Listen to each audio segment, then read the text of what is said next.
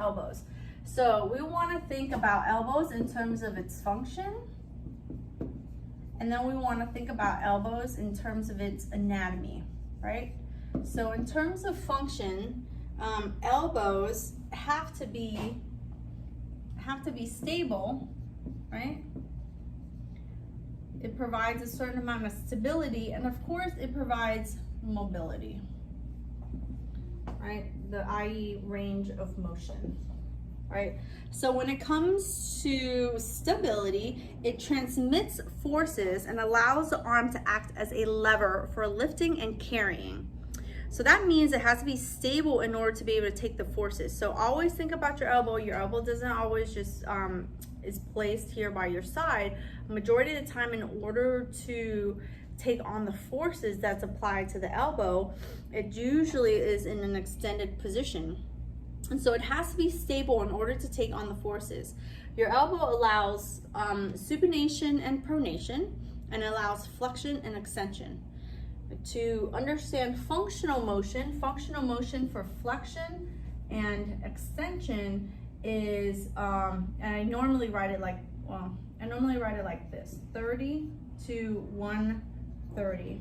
So this is extension and then this is flexion, right? So the worst case scenario, you're at 30 degrees of extension, right? So this is zero, and then this is 30, right? So some people have hyperextension, I have hyperextension, right? But functional motion is 30 to 130, and for supination and pronation is 50 and 50. If you have decreased elbow range of motion, then you will have decreased ability to position your hand in space, right?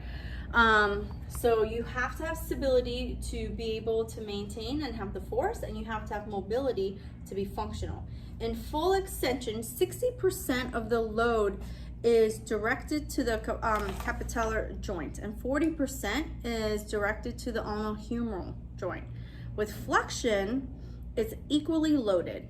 So that concept of what your arm, where the force is being applied when it's in extension versus flexion, is a key concept to understanding why it tends to hurt more on the lateral aspect of the elbow, and understanding why with certain ergonomic education it's all about, you know, keeping the arms by the side versus doing a lot of things where the elbow is extended.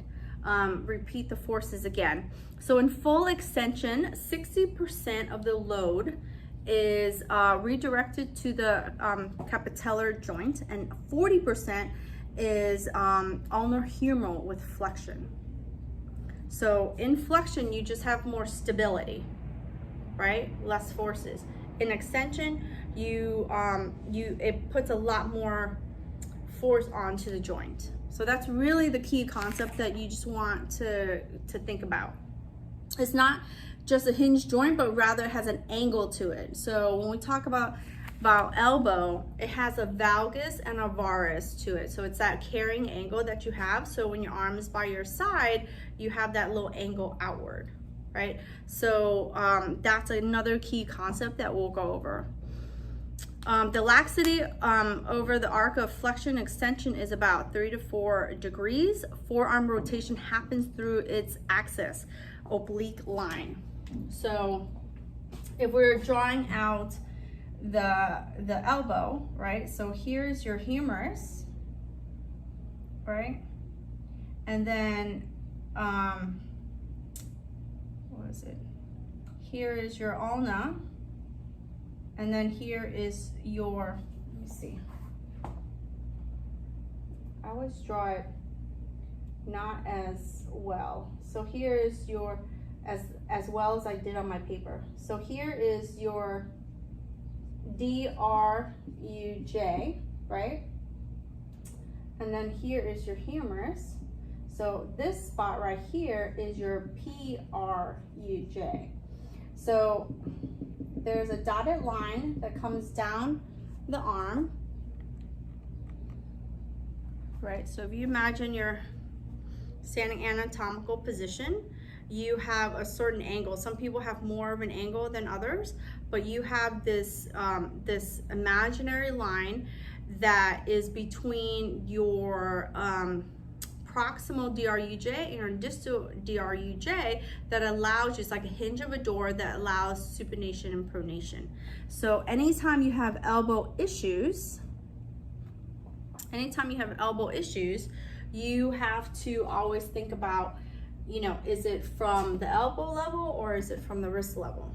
And this is something where we'll go into when we, you know, talk about complex cases, right? So that's essentially the function of, and the dynamics, the biomechanics of the elbow. Now, when it comes to anatomy, we're gonna talk about it in terms of bones, ligaments, muscles / tendon, and then nerves, right? So we start talking about what happens to an elbow. We can talk about bones. So bones are going to be your fractures. Ligaments are going to essentially be your dislocations, right? And sometimes they happen together. I can't do this like squiggly thing right now. I don't know why. It's been, oh dear Lord, okay, I can't. You know what I'm trying to do? That little bracket thing. I don't know what's going on with my brackets. But yeah, so bones, think about fractures, think about which bones they are. We have 3 bones in the elbow. So that's how I kind of I like to chunk that information up and break it up and say, okay, well, we have 3 major bones in our elbow that make up our elbow joint.